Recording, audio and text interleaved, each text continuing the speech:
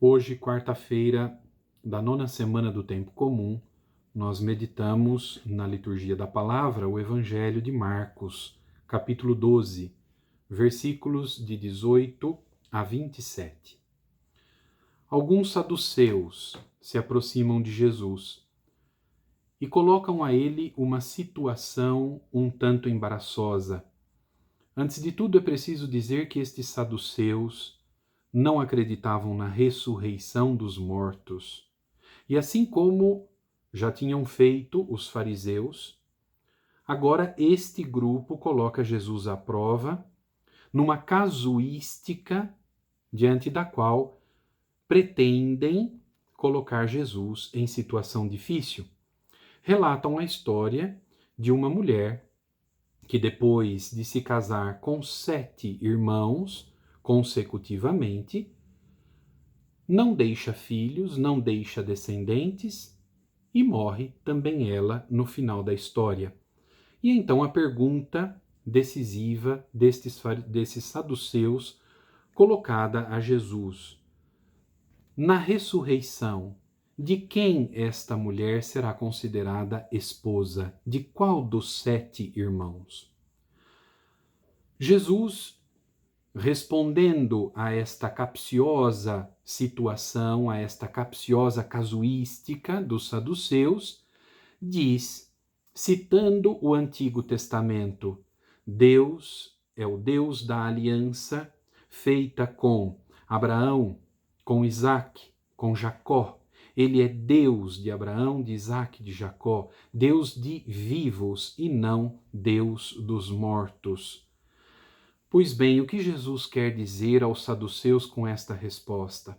A ressurreição não é nem de longe uma reanimação corporal, uma reprodução do que é a vida neste mundo.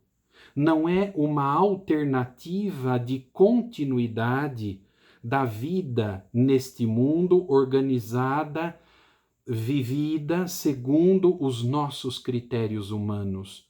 Por isso Jesus vai dizer, na eternidade, ninguém se dá em casamento, ninguém é recebido em casamento. Ali seremos todos como os anjos. E então Jesus termina, como já disse, reafirmando: Deus é o Deus de Abraão, de Isaque, de Jacó, Deus dos vivos e não dos mortos. A ressurreição é uma realidade que transcende os critérios deste mundo, que transcende a nossa realidade humanamente falando, para nos fazer entrar na realidade do mistério de Deus. É vida em plenitude como promessa e que nós abraçamos na fé e na esperança. Meus irmãos e minhas irmãs, muitos ainda em nossos dias não acreditam na ressurreição. Muitos são os que criam teorias, inclusive filosóficas, para dizer que religião nada mais é do que alienação, na medida em que o ser humano projeta a sua condição, a sua situação, numa transcendência idealizada. Nós bem sabemos que não se trata disto. Vivemos pela fé, vivemos na certeza das palavras que expressam a promessa de Deus para nós na pessoa do seu Filho Jesus Cristo. Ele nos garante que, como seus seguidores, teremos vida e vida em plenitude. Basta. Jesus não fica detalhando para nós como será a outra vida, como será a eternidade.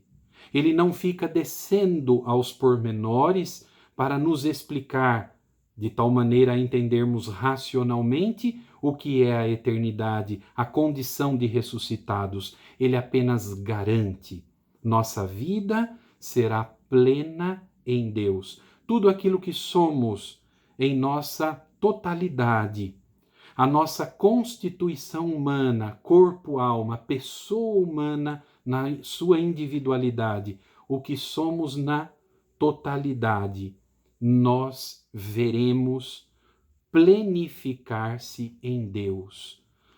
Isto toca o mistério.